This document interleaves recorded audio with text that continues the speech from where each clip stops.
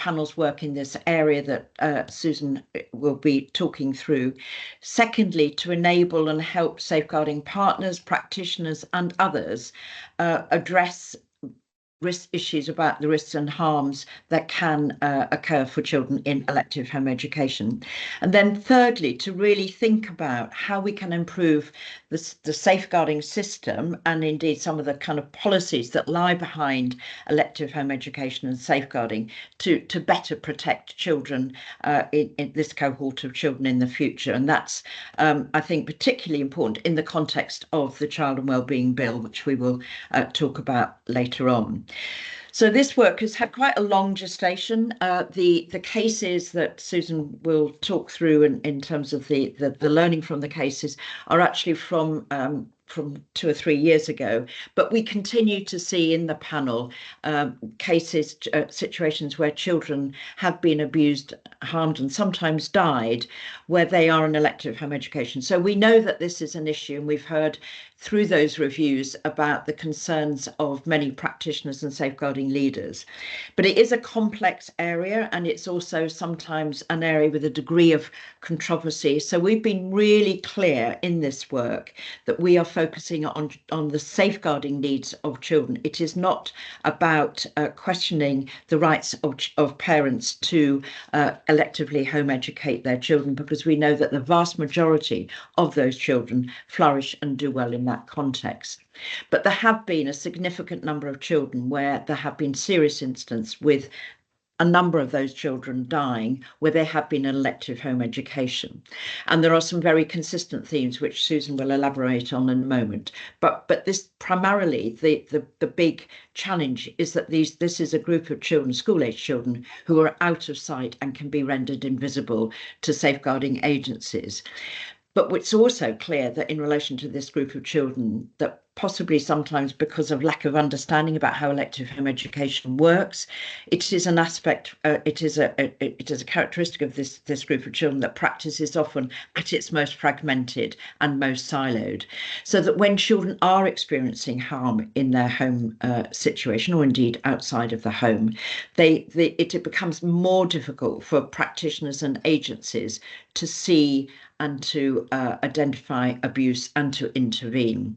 And it's an area where we think that there needs to be changes, partly in terms of the policy framework, and we will come to talk about that later on, but also in terms of the ways in which we need to improve practice awareness, practice knowledge and practice expertise so we can better protect children. And when after Susan has spoken, when Rachel talks about the case study that they've had, the case that they had in Surrey, I know that Rachel will talk to you about the changes in practice that they've initiated as a consequence of their learning, because the point of a review is that we learn from what's happened so that we can better protect children in the future. So that's all from me. I'm now going to hand over to Susan, who will kind of take you through some of the stats, the findings and the recommendations. Susan. Okay, thanks, Annie, and good morning again to colleagues who've joined since I introduced myself. I'm Susan Tranter and I'm a member of the panel, and I led on this review. The opening question is, why did we do this review? And I think that there are a number of questions about that which underpin that. Firstly, we were aware that there was a significant increase in the number of children who were being electively home educated, and issues associated with that were being raised by safeguarding partners, but also as the body that sees every single rapid review, we were seeing some kind of, we were looking at what's the link between, is there a link between elective home education and that serious harm? What's the link going on there? Because we were seeing cases where children had been electively home educated and were out of sight of universal agencies where school is can be a safeguarding factor for children who attend, and this not being at school contributed to them being hidden from sight.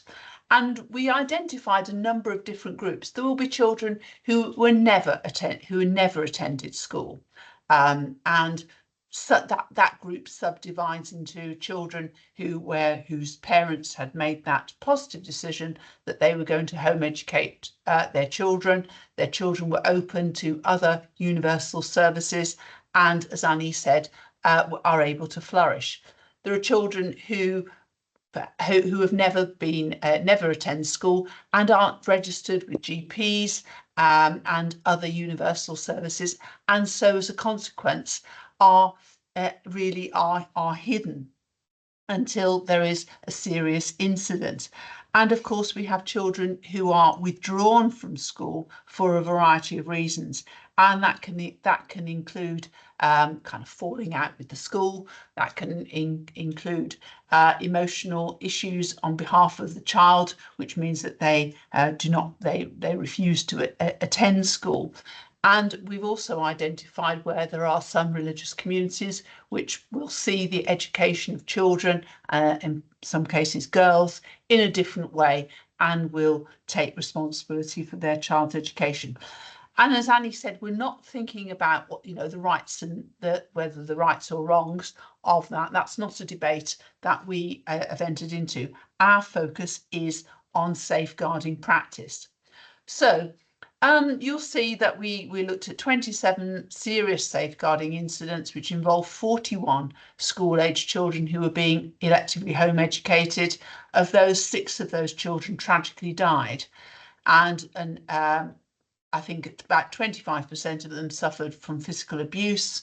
Again, a similar number suffered from sexual abuse, and there were we identified that there was limited access to food, restricted, malnourished, underweight, and that association with physical neglect.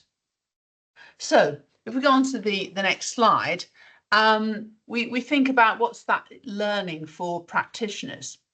And parents need that information to understand exactly what electively home education means. At the panel, we were looking at a case a few weeks ago where parents who both had learning difficulties had decided to take their children out of education, and the risk to those children from harm and abuse was judged to have risen very significantly, but also where we can also take into account the fact, well, what's the capability of the parent to educate? And we also know of parents who take their child out, and whilst they might be able to provide that general education, of course, as children get older and they need specialist education in particular subjects, and talking about progression onto GCSEs and so on, that's an issue that needs to be addressed there. So it's about that information to understand exactly what elective home education means. And of course, children at risk of harm may disclose abuse to a known person. This can be a relative, of course, but a teacher, particularly for primary age children, where there is that one teacher who they see every day and are with everyone with all day, that very much becomes that very trusted adult. Then that possible protective factor is removed. And of course, nurses, doctors, trusted adults, those are all people who can be the person to whom a child will make a disclosure. And of course, children educated at home may not have that access to the people working in universal services can protect and help them. So one of the things that we've identified is that health professionals have a crucial role to play, as they may be coming into contact with the child being elective educated.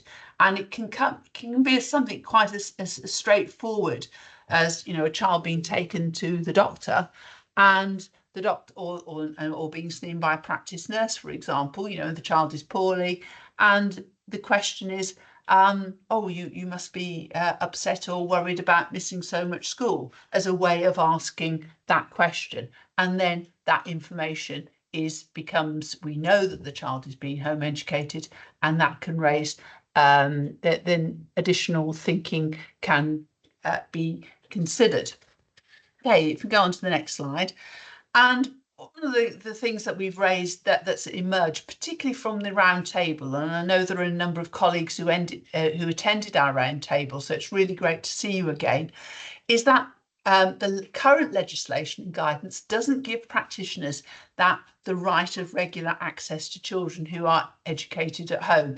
And that also we know about the capacity of local authorities indeed to do this. Some local authorities, it will be part of someone's job, quite a small part of someone's job, but other local authorities have been able to prioritise resources to offer a greater service to parents. And there's a need for agencies to collaborate and to get that understanding of the child's lived experience. And EHE teams, something needs to be thought through about what's the background of the people who are in these EHE teams. Are they education experts who need some support in safeguarding training, or are they from a social care background who need some support in assessing the quality of education? So there are some things there that we need to tease out. And of course, as we know, it's really important that people in that front-facing role have that good supervision, so that there is appropriate challenge for the people in those challenging challenging roles. So, as an outcome of our elective home education report, if we go on to the next slide, please, Nectar, we've got some national recommendations. As Annie said, and is clear from our review, is not in itself, home education is not in itself that safeguarding risk, but vulnerable children who were the focus of safeguarding reviews were less visible to safeguarding agencies than those who attend school. And you may have seen that I think it was in July 2024, Derby and Derbyshire published an LCSPR where a child who tragically died. There were concerns about his welfare, about neglect and abuse at the hands of his parents occurred, and then he was withdrawn from school, and the school identified that this was a child at risk, and there were, as a course during the course of the LCSPR, this identified the need for greater strengthening of systems in Derby and Derbyshire to look at children who are being electively home educated. And the things that they've done are having an online reporting tool for school notifications of deed registration, a named officer allocated to a cluster of cases, initial contact with families within the first 6 weeks, all families contacted with the timescales, a whole range of things which they've put in as a result following this review, which I know has really strengthened their provision in Derbyshire. And, you know, of course, as we've said, the specifics for addressing the increased vulnerability aren't covered by working together, and so we've identified that that's something which we need to take up at that national level. One of the key actions about joining calls for that statutory register when children, so that children who are being home educated, safeguarding agencies are better able to protect them simply because they know who they are. And some local recommendations that we've identified as well, and that's about emphasising the importance of multi-agency working, really heightening that idea that electively home education is that potential risk factor. Having that safeguarding training, really highlighting the role of health professionals and knowing what those risks are. So it's that's that sort of whistle-stop tour through all of the things that we've identified, our recommendations, both national and local. And I'm now going to hand over to my colleague Rachel Wardell, who introduced herself at the start of the meeting, because Rachel is going to talk about a particular case which her responsibilities worked on and published. So I'll hand over to Rachel to talk about the case study, which she is able to talk about today. Over to you then, Rachel. Thank you very much, Susan. So yes, just a reminder that I'm the Executive Director for Children, Families and Lifelong Learning at Surrey County Council, and that means that within my remit is the responsibility both for children's social care and also for the education of the children in the county. And elective home education is a domain where these things intersect. Surrey's quite a large county, so when you hear the numbers that I'm about to share with you, don't be too surprised. As you know, elective home education is increasingly a feature of family life, and post-pandemic we've seen those numbers climb. So as of yesterday, the number of children who are electively home educated in Surrey is 2,290. That's 2,290, and we monitor those children, those that we know about, and I'll come back to that. We monitor those children across a range of domains of diversity and well-being. So, for example, we know which school year they are in. 460 of those children are in year 11 at the moment. We know which part of the county they're from, and obviously they're on our systems. We have their detailed home addresses and the last school that they attended. We know if they have previously been open to social care. So of that 2,290, 14 children in Surrey are currently on a child protection plan. And obviously that would make us more inclined to look closely at their circumstances. 112 had previously been on a plan. So you can understand some of the attention that we pay to details like that when we are aware that children are being home educated. But we can only monitor those aspects if we know that those children are being home educated, and I'll return to that as part of the case study. There are a number of factors that influenced the sad death of this young person, who we are calling Ash, who died by suicide at the age of 17. So actually beyond the statutory school age by this time. Some of those features included access to medications that had been privately prescribed and lack of information sharing between a private practitioner and the GP and children's community health services. But obviously for the purposes of today, the key focus of what I'm sharing with you relates to the elective home education.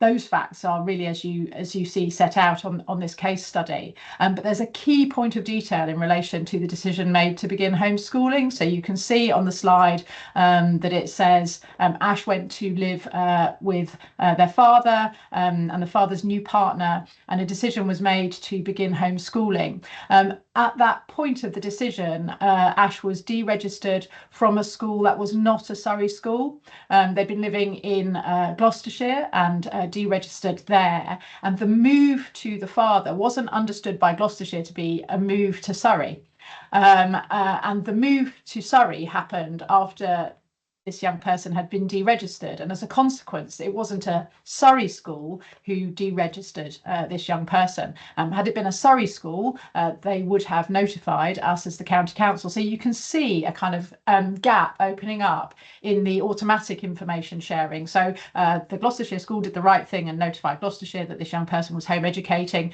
They then sort of dropped below the radar, moved to Surrey, and didn't pop up again on the radar until sometime later. And that period of being electively home educated meant that there was no line of sight on this young person's well-being as it deteriorated over time. So that's a very significant feature, I think, of this particular case study. When I finish speaking, I'll drop a couple of links into the chat, which I think might be helpful to you. One of those links will be our Safeguarding Child Practice Review, which was undertaken by the Surrey Safeguarding Children Partnership into this very sad death. There were 5 findings in that review and 9 recommendations arising from it. And I don't propose to go over all of them, but I will focus in on the finding in relation to elective home education and the 2 recommendations associated with that. The EHE system, says the review, contributed to a situation where Ash's psychological and educational needs were not well understood. He was not sufficiently visible to agencies who could have provided support. So that was a finding, and there's lots of detail in the review that sits under the finding. And then the two recommendations, which are recommendation 7 and recommendation 8 in the review, the first of those recommendations actually referred into the national panel and asked the national panel to ask the Department for Education to give some consideration to additional measures. And you'll see that reflected in the national panel's own report. So what our safeguarding partnership was asking was whether a duty should be placed on parents to inform the local authority when a child is to be educated at home. And you can see how that might have made a difference in this situation. And whether a duty should be placed on parents who electively home educate to inform the local authority if a child is moving to another local authority area. And again, you can see how that might have made a difference in this situation. And then whether families should allow reasonable access to children by the local elective home education service during any period of elective home education. And I'll come back to that shortly in relation to the actions that we have taken since. Recommendation 8, which is the second of the recommendations in relation to elective home education in our review, looks at the way that the local multi-agency partnership needs to work together and to develop local elective home education safeguarding procedures and also staff development activities. So it responds to what Annie and Susan were mentioning earlier, which is that there may not be sufficient understanding of some of the risks and issues around elective home education. So we want to ensure that where there are safeguarding concerns, our inquiries always include recording whether that young person is in education, and if they're electively home educated, there is liaison with the elective home education team. So recognition of the fact that although elective home education is not a risk in itself, the absence of that line of sight potentially increases risk for a vulnerable young person. Where there are any concerns that a child who's educated at home is at risk of criminal exploitation, then required safeguarding action is taken, and that this routinely involves children's social care and the local authority elective home education services, as well as police and any involved agencies. And then again, you can see the desire to take a really rounded view of a young person's well-being. And also that GPs are routinely informed by the local authority when appropriate consents have been provided, when children registered with their practice are taken off the school role to be educated at home. And this is, I suppose, to increase the sense of responsibility for line of sight of that child when the typical daily line of sight for a child has disappeared. So those are the key recommendations arising from the finding. But the report said some really clear things which give us all pause for thought, I suppose, about how we can respond in this space. It reiterates, and we would reinforce, that parents have a right to educate their children at home, and we're certainly not contesting that right. What may be more surprising to some people in this webinar is that local authorities have no formal powers or duty to monitor the provision of education at home. So the duty that we have, which if you're a legislation nerd, is section 436A of the 1996 Education Act, it's to make arrangements to identify children not receiving suitable education. So it's not monitoring or oversight of the education itself. And then, of course, we do have our Section 47 duties under the Children Act, which mean that we can insist on seeing children, but only where there are reasonable grounds to believe that they are suffering or likely to suffer significant harm. So you can see the kind of real sort of restriction in relation to line of sight. And when they are being educated at home, we can't see them at home without parental consent. So it's very much a collaborative approach that needs to be taken.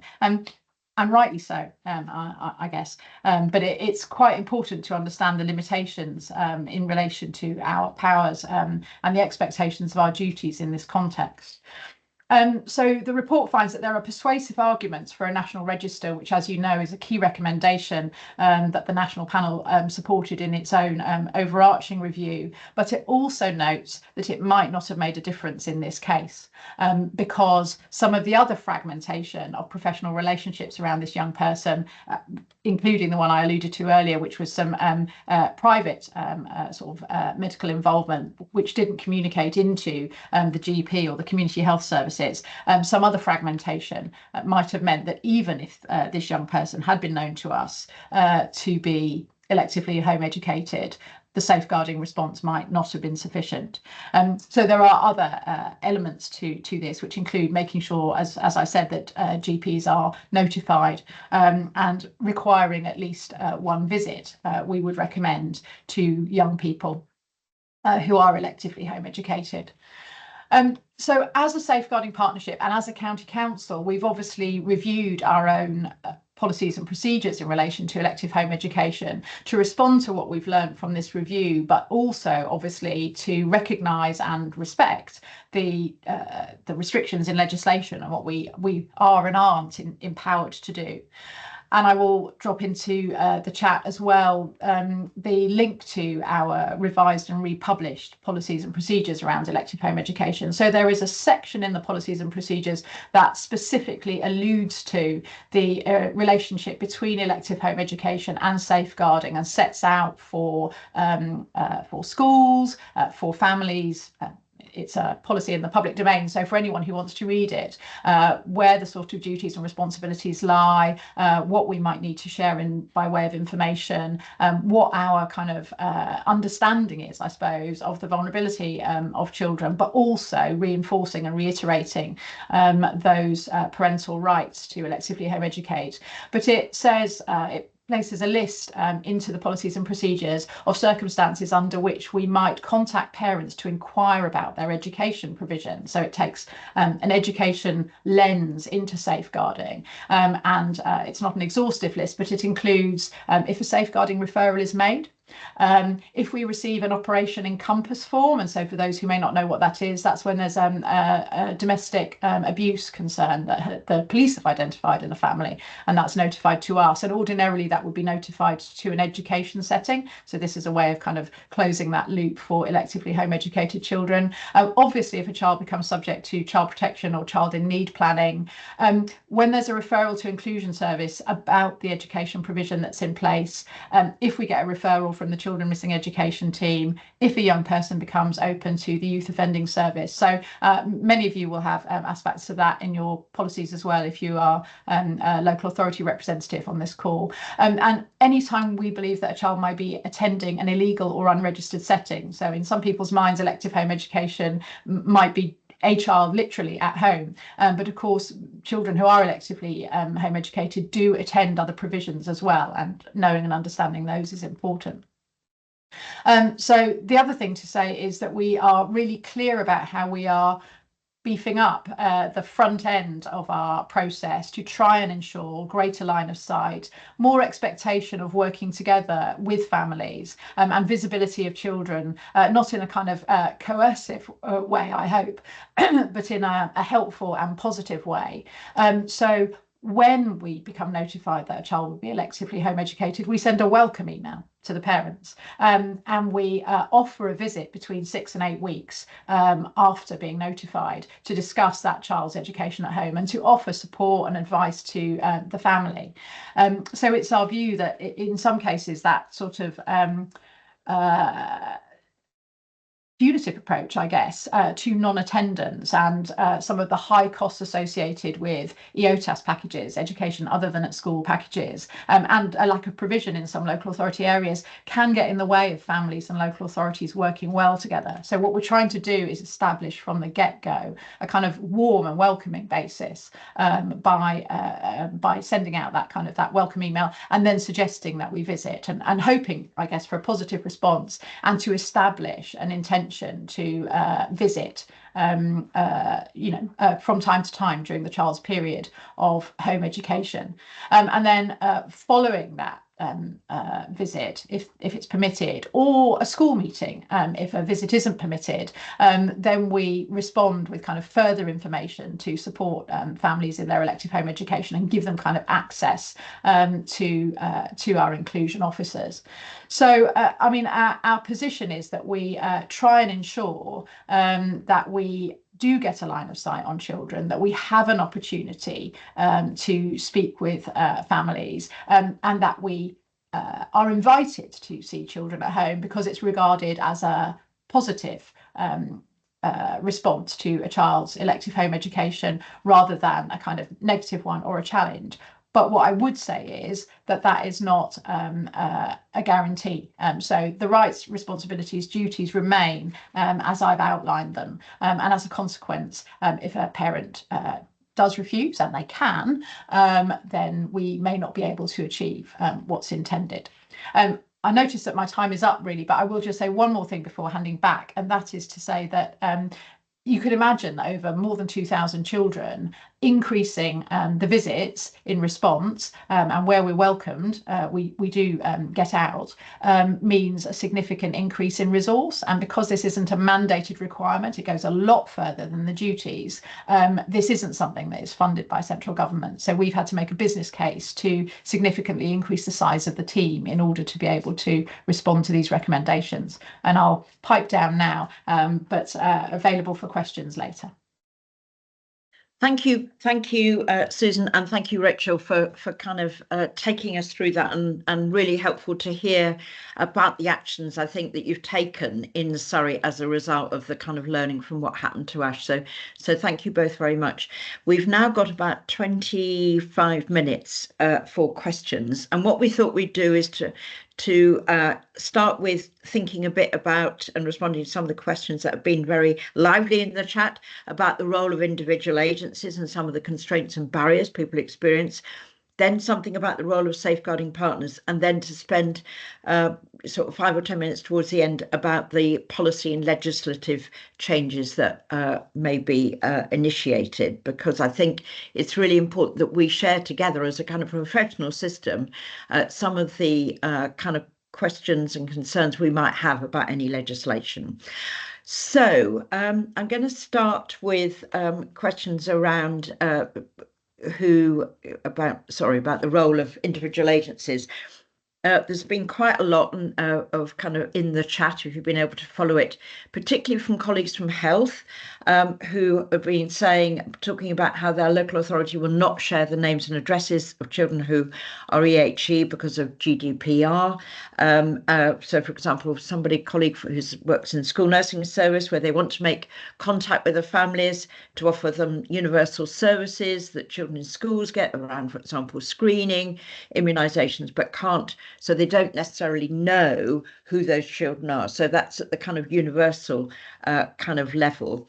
And then also a question about how, when children leave education, take up elective home education, whether or not, if there are concerns about that, whether or not primary care in particular get access to that information. I don't know if any of the colleagues who've asked those questions want to, if you want to put your hand up and say a bit more, then please do. But I'm going to ask Rachel, perhaps can you pick up on some of that kind of dilemma around consent information sharing that I'm sure you've experienced in Surrey, and if you've got any kind of ideas about how that might be tackled. So gladly, and I think I said, but perhaps in a slightly throwaway way, that we seek to share with appropriate consent. So one of the things that I acknowledge is that when you do have a safeguarding concern, when a child is at risk of significant harm or is experiencing significant harm, then you absolutely can and indeed must share that kind of information. But where that isn't the case, or not understood to be the case for a child, then we can share information only with the family's consent. So one of the things that we seek to do is to establish a culture and an environment in which consent is more likely to be given, so that we are reminding families, I suppose, of risk to children, reminding families of the importance of a kind of multi-agency response, and encouraging them to enable us to share information between organisations. But if they don't consent to, and we don't have those kind of significant harm worries about a child, then we can't share information. So there are some information points where those are shared, and so the school must let us know if the child leaves their role, but we don't then have an automatic ability to share that information with multiple other partners. And that's where that sort of second order curiosity, professional curiosity comes in. And I think it was Susan who mentioned it earlier, which is children generally spend a lot of time in schools or educational settings, and it's not unreasonable to be curious, to be interested, to ask questions as you get to know a child about their educational provision. So, you know, how is school today is a very reasonable question. You know, aren't you in school is also a reasonable question if it's an ordinary school day for other children. And so as professionals in contact with children, whatever our role, we can ask these questions, and those are legitimate questions which then can form a part of our record. And if they then lead to additional concerns, we might well expect that to be reported under usual safeguarding procedures. So I would say, you know, recognise our duties. Where there is a risk of significant harm, we must share. If that doesn't exist, we need to create cultures of consent, and then we need to embed that kind of professional curiosity that extends into a child's educational well-being. And there's an interesting example on the chat I've just seen from a colleague in Nottingham or Nottinghamshire, where they've now got a system where children who are electively home educated, there's information given about the health offer, and parents have to kind of opt out of information being shared with health professionals. So there's some interesting kind of developments in some areas. So Victoria Bird, you've got your hand up. Do you want to come in and ask your question or share your ideas? Yes, please. Just a curiosity around the input on social media platforms and learning platforms as a way of, you know, children using them, being able to identify that they're at risk, or, you know, being able to reach out. I've just looked on the mix that we sort of signpost a lot of our children to, in terms of getting emotional support.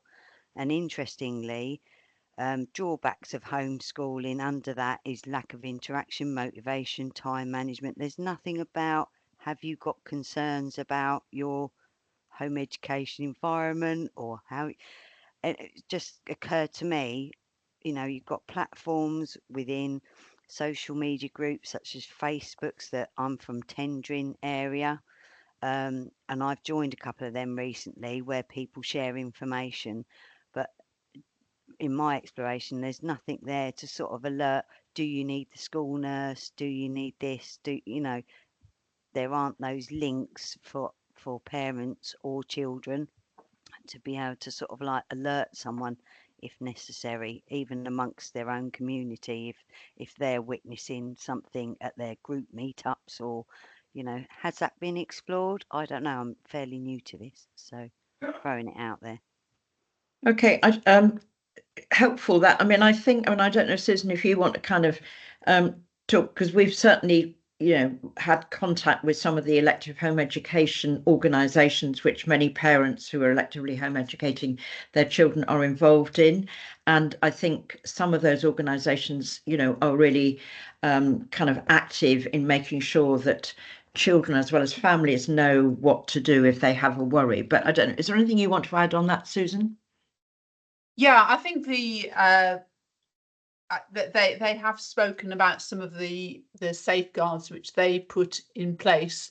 I think it's quite often quite difficult with those groups to get beyond the threat that they see to their right to home educate. So I think, you know, the point being made there is a really important one for us to take forward. Thank you. And we may well want to come back to that in terms of the sort of levers around any new legal kind of mechanisms and frameworks. I'm going to move on now to the kind of role of safeguarding partners. And I think this kind of is, you know, follows on from that conversation, which is, you know, how safeguarding partners, and I'm sure quite a number of you have in different ways through your, and a number of people are commenting on the chat, have through your local reviews, rapid reviews and LCSPRs identified this, because it isn't an uncommon feature. And so somebody has asked a question about how do we know if they are receiving appropriate education to know if they are not, then they will not receive their potential, therefore more vulnerable, that may warrant children's social care intervention. this is a difficult area, I think, isn't it? And I don't know, Susan or Rachel, if you'd like to kind of comment on that, because the quality of education is not really hasn't really been within the purviews of this particular piece of work, because our focus has had to be necessarily on safeguarding. But I recognise that for some children there may be a kind of connection. Rachel, do you want to pick this up? Yeah, I'm very happy to speak to it because, I mean, interestingly, it is an area where we do have responsibilities and some powers. So we as a local authority do have a duty, as I alluded to earlier, to identify where children may not be receiving a suitable education. And it's not quite the case that we monitor the education, but the way that that's discharged is usually through an annual check. Again, it can be very light touch, and there isn't a clear established framework for that. But what we try to do is we try and see the child, we try and see the child's work, we try and see where the child is being educated, which would ordinarily be inside the child's home. And we ask to do all of those things. So we ask to do a home visit. Parents are within their rights to refuse, and if we have no other concerns about the child's welfare, we certainly can't insist. But our starting point is it will be helpful for us to understand the child's how suitable the education is for the child, to kind of see the child in situ, learning and see some of their outputs. So we look at the work that the child is producing, look at and recognise that it doesn't have to follow the national curriculum. It doesn't have to follow what we would ordinarily expect a school to follow.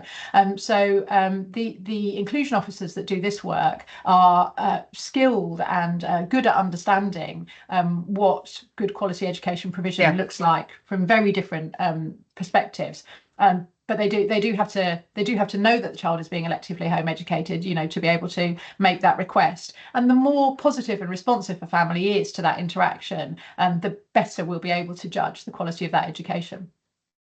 I think, though, what Rachel has described is really great practice, and I think there's a spectrum of interventions and support that local authorities are able to do, and Rachel spoke about having to put the business case for doing that. And I think we have a concern about the quality of education that children have received, because of course that can impact on life chances and a general failure to thrive.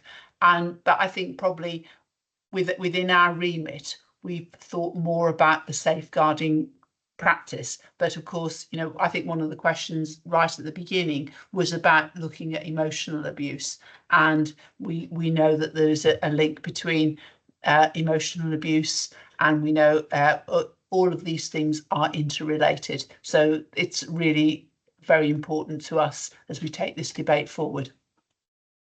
And before we perhaps kind of move on, thank you both, into thinking about the sort of policy legislative changes. I think if there's one message from the panel, and I think it's implicit absolutely in what Rachel was talking about in relation to Ash, and indeed the Derbyshire case, is that one of the challenges around elective home education is that there has been a lot of misunderstanding and assumptions across the system about what it entails and what support there is, and how well children, whether children are known when they're in elective home education and so on.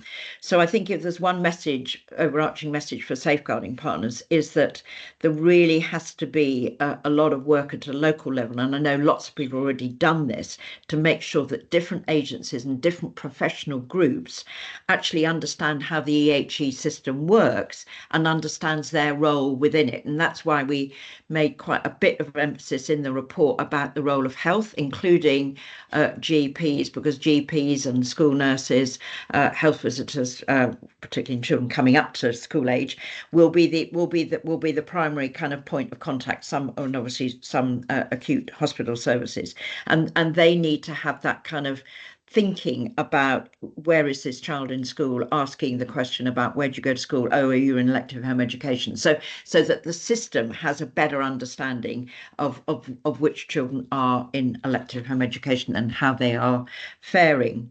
So if we move on to the policy and legislative kind of change. So there is clearly a real opportunity at this point in time as the child wellbeing bill is being kind of formulated and will be published later in the year, as far as we understand it. So I suppose what we're interested in is in your kind of thoughts and reflections about how that register and the requirements of the register might need to be framed, because I've certainly heard, I think we've heard today about the question about if the register, the notion of a register is established, who will have access to knowledge and information about who is on that register? Will health, will the ICB be able to access that knowledge? Will the police? Will other parts of the local authority? Are there any other levers that you think you would want officials and parliamentarians, as they get to talk about the bill, might need to be thinking about?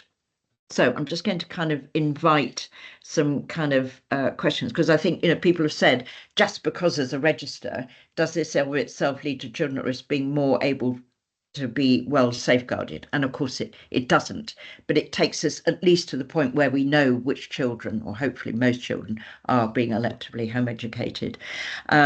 So just to kind of invite your comments, and I think there's somebody, Marie Patel, if you could introduce yourself and ask your question. Hi, good morning. Actually, my question was related to the topic before. Okay, go for it. It was just about the provision of school nursing services. You've mentioned GPs and school nurses are in a key position if they're aware. Actually, I've got a family currently, and school nursing isn't commissioned. So I'm trying, and I have consent to refer to school nursing. We have health needs, the children have health needs, and we have safeguarding concerns, and this feels to be the sticking point, because they do seem like the ideal service. I just wondered if you had any updates, or if that was a recommendation that I'd missed. No, I mean, in terms of what we said in our report, what our primary kind of message was that at a local level, safeguarding through local safeguarding partnerships, to make sure that all agencies are kind of understand how this EHE operates and that they understand their role in that system. I think, the issue about who knows which children, whether school nurses know about elective home education, I think, Rachel's already responded to. I'm going to just kind of move, being mindful of time, to Nicole Gardner, who's got her hand up. Nicole, if you could introduce yourself. Yeah, I'm from Herefordshire Council. I'm elective home education officer there. We're a team of two, and we're both teachers by trade. So we initially always try to encourage parents to have a home visit with us. But our major difficulty is that if they get on their Facebook groups and they have the kind of story from the likes of Education Freedom, we are unable to have visits or contacts with the family, because their advice from these kind of groups are: do not engage with the elective home education officers, decline anything apart from communication in writing, and the whole system is then shut down for us. The only communication we have with those families is via written emails.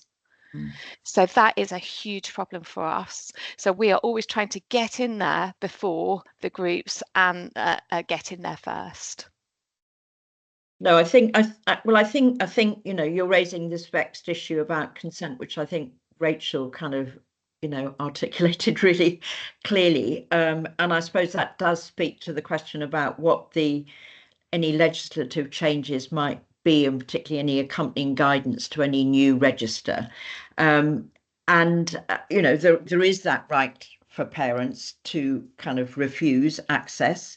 I think I mean, Susan, you may have some reflections too, that quite a number of the incidents and reviews that we've seen and where children have been electively home educated, I think at times there has been some evidence that agencies, that could be the elective home education, it could be children's social care, have not always been as assertive and proactive as they could be. And so I think when people, there is that point that if people have worries about the welfare of children, then they need to think about using the safeguarding processes, including through strategy meetings and so on, if they have a worry. The difficulty is, how do we have that worry if we have not had any contact with that child or family? We have no reason to worry in that circumstance because we haven't seen them, we haven't spoken to them. Sure. Well, and I think that therein lies some of the kind of dilemma about to what extent, I mean, if there is a register, whether or not there should be any additional kind of levers or requirements in relation to access to children, seeing children who are being electively home educated, the whole, all children in that category. And my guess is that over the next few weeks and months, there may well be quite a lively debate about the rights and wrongs of that. And I guess everybody will have an opportunity to comment on that. Rachel or Susan, do you want to pick up on that in terms of the register and what we might want and hope to see in terms of guidance and legislation? I think I'll go first, and then Rachel can come in. I think we're looking to see to have a register which includes all children who are electively home educated, so it enables local authority colleagues to be able to plan out how they're going to work with that family. Clearly, there are some legislative concerns and some issues that we need to take forward to the department, and hopefully they can be addressed. But I think we've got some statistics about how many children are electively home educated, but to be frank, we don't actually know. We don't know exactly how many children, and of course this is not lost, this won't be lost on local authority colleagues who will not know where every child in their jurisdiction is going to be. Thank you. And Rachel, anything to add on that? Well, only that I would say that the a national register is a starting point, but definitely not an ending point, for all the reasons that people have been raising and putting in the chat. So I mentioned earlier that I'm the Vice President of the Association of Directors of Children's Services at the moment, and I will also drop into the chat a link to the ADCS response to the consultation on this issue, because we articulate some of the other issues that are related to this. My personal and professional view is that children need to be seen, and that visits should not be optional. I understand the case that parents might make for the kind of sanctity of the family home, and it might be a step too far to say that a visit needs to take place into the family home when there are no prior safeguarding concerns. But I think as part of assuring ourselves of the suitability of a child's education, there should be an absolute requirement that we set eyes on the child. Yeah, I think that's really, really helpful. And that point about seeing and visiting children on a regular basis. And there's also been a point put in the chat as well about thinking about the duty to notify if other professionals come across children who are being electively home educated, making sure that they are known, and therefore if there is a register on the register. So there are a number of really helpful kind of steers, I think, from this discussion. We're nearly at the kind of end, and Rachel's just put in the ADCS response to the consultation. That was probably a while ago, wasn't it? And then there will be the new bill. When that's published, there will be further opportunities, I'm sure, for people to make the case. So I think some really helpful discussion today. Thank you so much. You've highlighted a number of really important themes, but also I think given us a better sense of some of the potential requirements for the new legislation, which I'm sure will be really helpful, and we will kind of collate these comments and feed them into relevant officials. So we're at pretty much at 10:45. Ammon has just put up there how, if you're not on our mailing list, you can receive our regular newsletters, come out every 2 or 3 months. You can follow us on Twitter, and you've got the email box. And this is, this is a very timely kind of meeting. We were going to have it a bit earlier, and then general election got in the way. But actually, it's been a really, really useful discussion. Thank you very much indeed. We will send you the slides, and we will also make sure you've got the links on an email to the various LCSPRs and other documents that have been referenced today. So thank you very much indeed. See you all soon. Bye-bye. Thank you. Thank you very much.